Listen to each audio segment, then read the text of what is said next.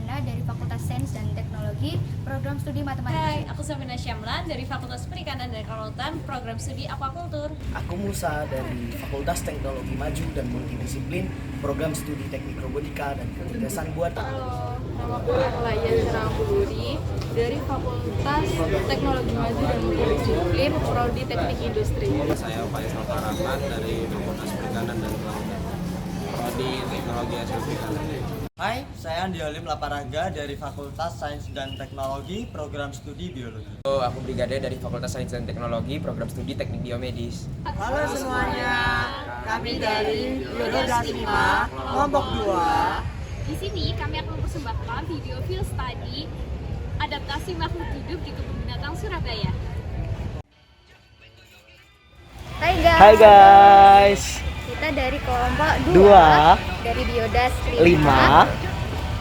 Kami di sini sedang melakukan field study di kebun binatang Surabaya untuk memenuhi penugasan akhir semester.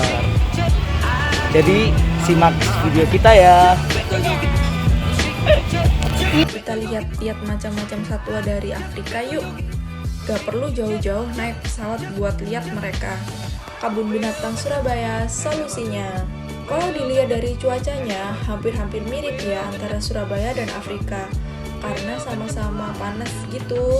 Jadi agar para satwa ini betah dan nyaman di sini, pihak Kebun Binatang Surabaya melakukan pengayaan kandang supaya mereka merasa seperti di habitat aslinya.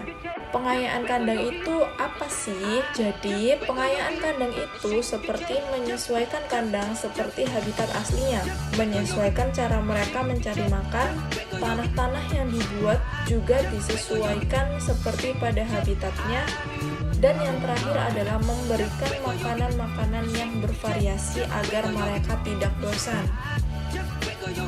Contohnya di sini adalah jerapah. Kandang dari jerapah itu kan terdapat relief-relief di situ.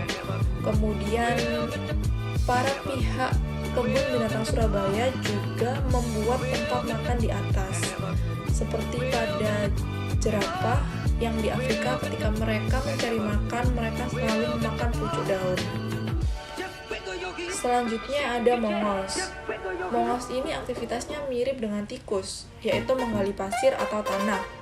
Nah, dengan begitu, pihak Kebun Binatang Surabaya memfasilitasi kandang tersebut dengan banyaknya pasir.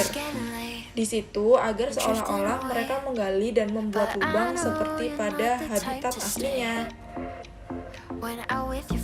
Di sini juga terdapat beberapa hewan yang suka menyendiri. Eits, jangan salah, tidak semua dari hewan tersebut sedang frustasi ya. Tapi kalian pasti sudah pada tahu kan kalau beberapa sifat dari manusia itu mirip dengan hewan. Mungkin satwa-satwa yang sedang menyendiri tersebut itu sedang sedih atau introvert kali ya. Contohnya di sini adalah burung onta. Kebetulan di sini baru punya 1 ekor burung onta. Jadi kalau dia di dalam kandang ya hanya sendirian, tidak ada yang mengajak obrol dia. Otomatis kalau dia menyendiri itu mungkin ya karena dia ingin menenangkan diri. Tapi setidaknya pihak Kebun Binatang Surabaya sudah berusaha untuk membuat mereka nyaman sedemikian rupa. Yang kedua adalah walabi. Teman-teman pasti tahu kan kalau walabi ini hidupnya berkoloni. Tapi kenapa kok ada yang menyendiri? Nah, di sini ada beberapa jawaban nih. Yang pertama, mungkin mereka sedang sakit. Yang kedua, mungkin mereka sedang bertengkar dengan temannya yang lain untuk berebut kekuasaan. Dan yang ketiga, mungkin mereka individu yang introvert. Kenapa sih kok ada beberapa hewan yang dipisah kandangnya namun satu jenis? Jadi, alasannya yang pertama adalah karena mereka masih kecil. Contohnya adalah komodo. Komodo ini satuannya kanibal loh.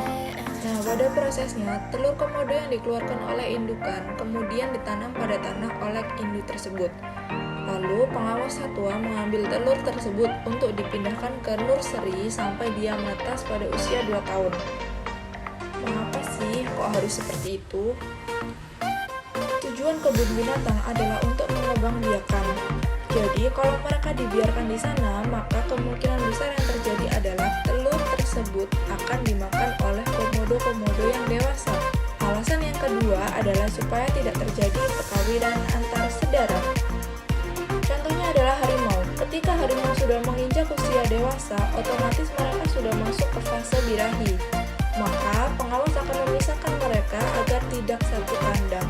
Karena hewan kalau ingin kawin ya tinggal kawin aja gitu kan, tanpa memikirkan nasib anaknya untuk ke depan. Ketika hewan antar darah menikah, maka anak tersebut akan meninggal atau juga mengalami kecacatan. Cukup sekian vlog field study dari kelompok kami. Kurang lebihnya mohon maaf. Terima kasih sudah menyaksikan. Bye bye.